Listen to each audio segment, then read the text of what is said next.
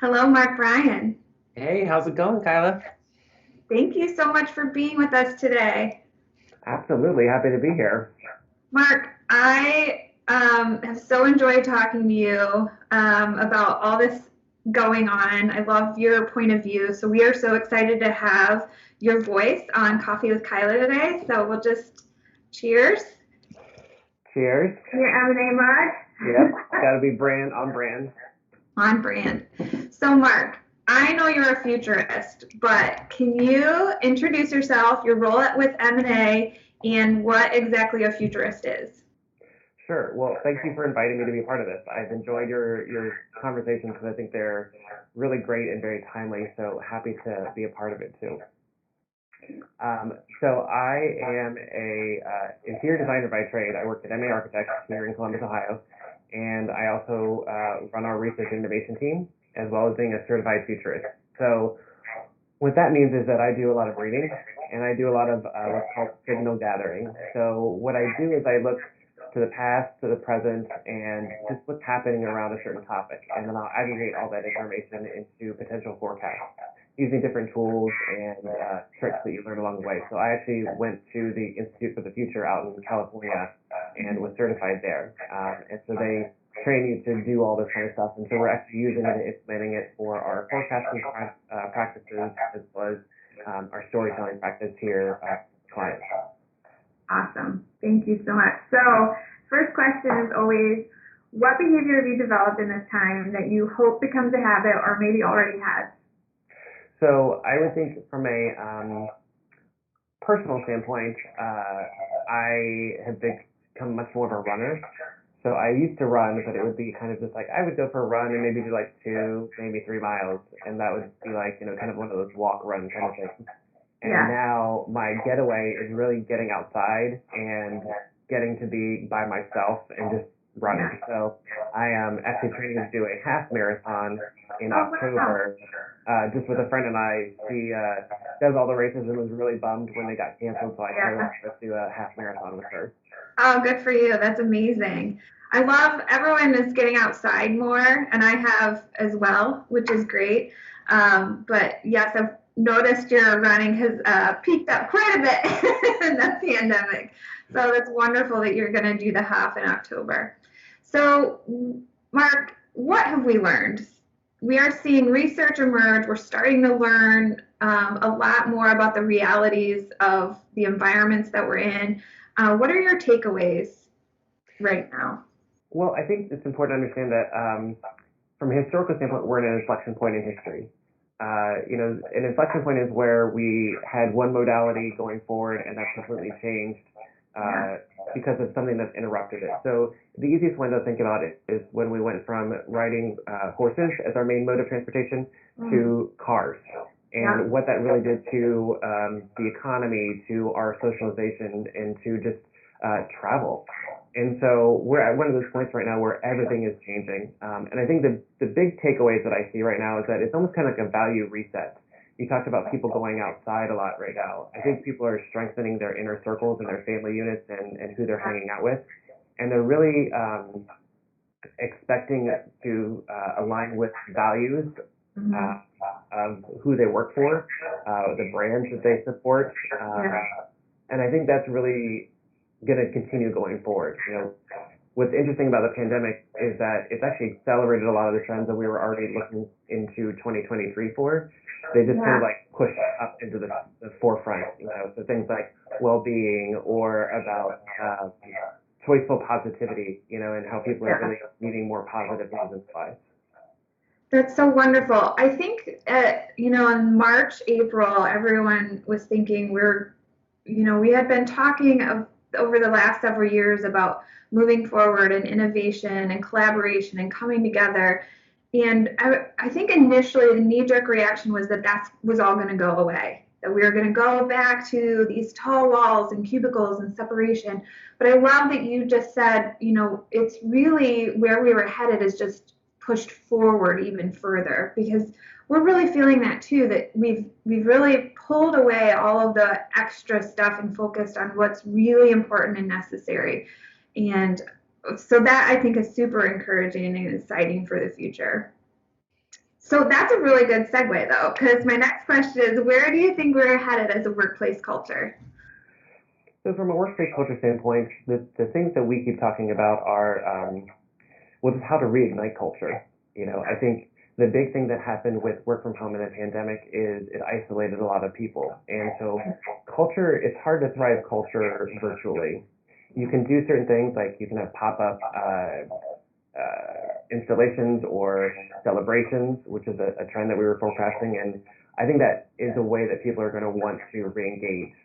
But I think from a culture standpoint, the workplace is really much more about socializing. It's much more about engaging with each other. It's more about sparking joy. And I do think that while we can innovate virtually, I do think it's easier to do it when you're in person. And that's the one thing that I think technology is really still not figured out, is how to create and facilitate that human interaction with each other. Yeah, I feel so. We've seen a lot of collaboration happening, but it's scheduled innovation. So what we're lacking is all of that organic collaboration and connectivity. And we are inherently social, and that scheduled socialization, I think, is getting to a lot of people, and it's very fatiguing. And we've seen Steelcase Research just released 62% decline in time spent working with others. While productivity may be up, that connectivity of collaboration is really down. But can you talk a little bit about that pop-up celebration you just mentioned? Yeah, so I think one of the trends that we forecasted coming out of the pandemic was pop-up celebrations. And it really came from the idea that what we're seeing is a lot of people investing more local. So they're becoming localists, which is in our hybridic world, we're blending the localism and activism into one term, where people are just really grounded in the neighborhoods and communities that they're in. And so with the pandemic, people probably have not been able to go to a high school graduation or a wedding or a birthday party.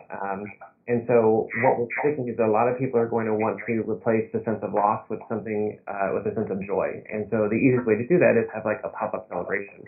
And so a lot of the workplace clients that we're talking with, we're saying, that's a way when you're re-engaging, when you're re-emerging, when you're bringing people back. There's like mini pop-up celebrations, so they're still controlled from a number of people standpoint. Yeah. But you're just doing them in smaller, more sporadic, or maybe even more planned, active ways. Awesome. So mental health, I think that ties in right with our next question. What is the impact this has had on our society, and where do you think the workplace will matter in supporting well-being in the future? It's a great and very timely question. Well, so you mentioned something that's important to talk about. We have seen that productivity from work from home works when it's heads down.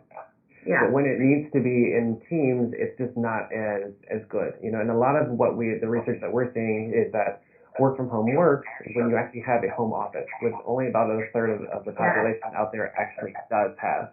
Yeah. And so I think that's key for considering, like, if you're trying to continue work from home past pandemic, that may be something that you want to consider, like what you're providing to your employees. But from a mental health standpoint, just today, I think it was, there was a new article that came out that basically said, from the CDC, that they found that essential workers and young people are affected by the pandemic even more. And like they're having PTSD, which makes sense. I also think that our C-suite is going to have a lot of PTSD from this too, because they've had to guide and navigate us through everything that we've experienced. So we basically went from a culture of connectivity and engagement to isolation. And that's just not healthy for anybody, because as you said, we're very social creatures. So I think the built environment is going to be key to help facilitate mental wellness and well-being going forward. Before the pandemic, we were looking at mental well-being because the World Health Organization has said by 2030 that mental health was going to be the number one healthcare concern. And again, I think the pandemic has just accelerated that trend. Absolutely. Yeah.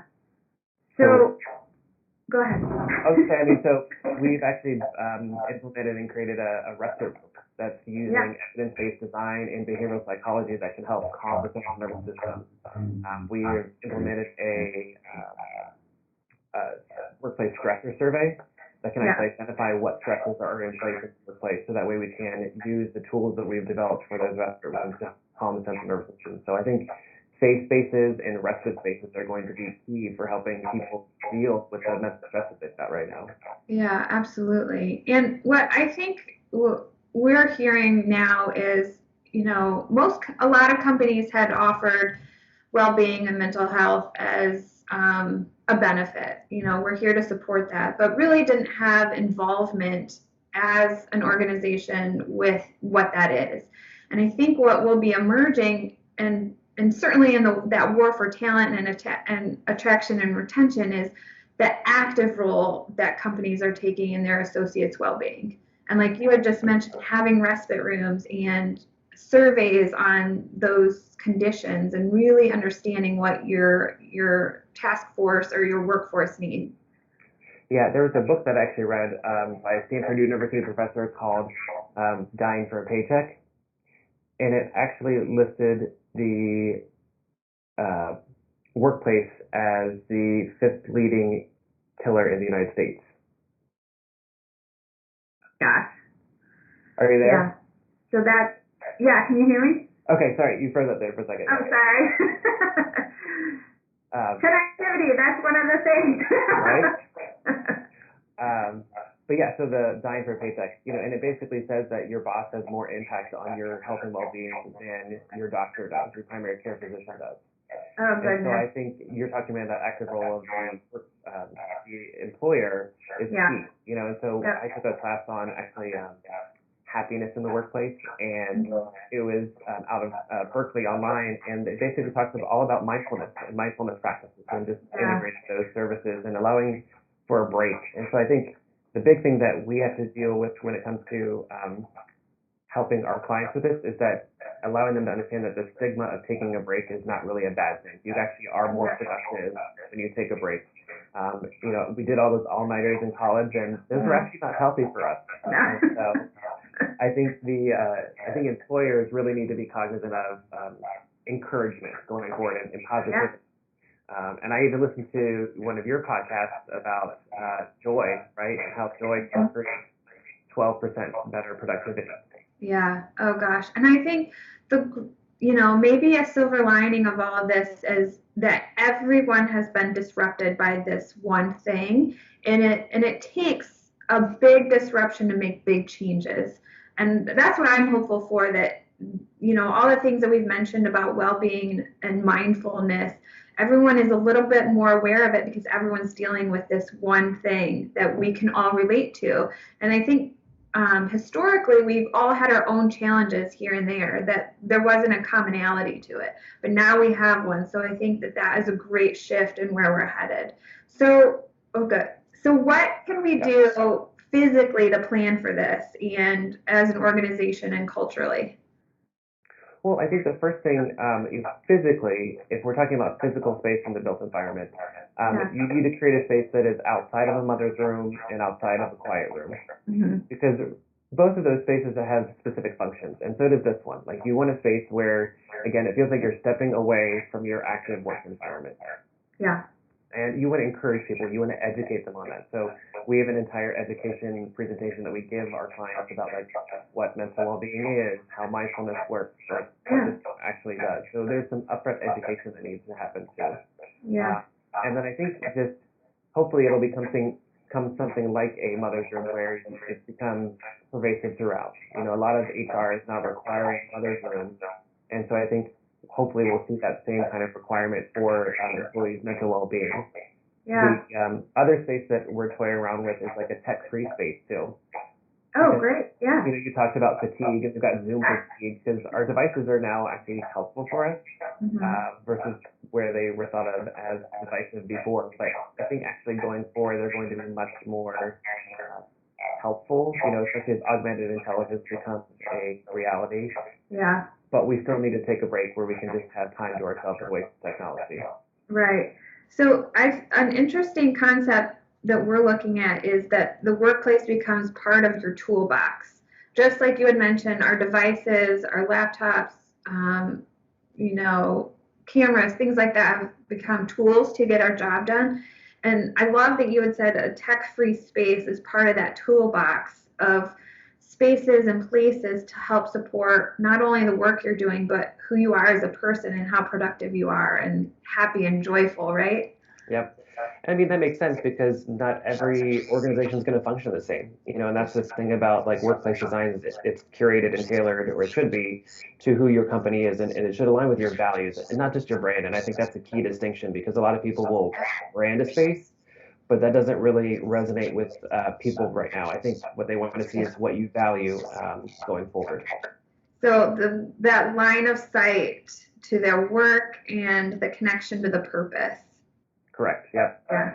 And I think what's going to be interesting is like since we're all working kind of distributedly right now, these workplace hubs are something that we also are talking about very big with our clients who are larger, and they're trying to figure out like how can I safely bring my employees back? And it's all about the big three C's that we talk about right now are choice, comfort, and control. And that's how we're encouraging people to reemerge and giving their employees that choice. And I think that idea of localism and workplace hubs marries really well together when you think about people are not going to want to have to drive too far to things. They're going to want something that's closer to home because it feels safe to them. Yeah. And so that's part of that toolbox. And we want people to be compelled to be there because that's where innovation happens and great work and connectivity in your culture. So the more that we can compel people and that they feel safe and energized and supported when they're there, all the better. I might say empower over compel. That's just yeah, I love little wordsmithing there because I think that's all about choice, right? We were studying choice before the pandemic and saw that it actually breeds better productivity, but I think choice is going to be more empowering. Yeah. I love that. Awesome. Well, Mark, you're always making me a better person. It's all about conversation. Yeah. Thank you so much for being here. And we so enjoy your point of view and everything that you have to offer. So thanks for being a great friend and partner. And take care of yourself and be well. Thanks, you too. Bye, Mark.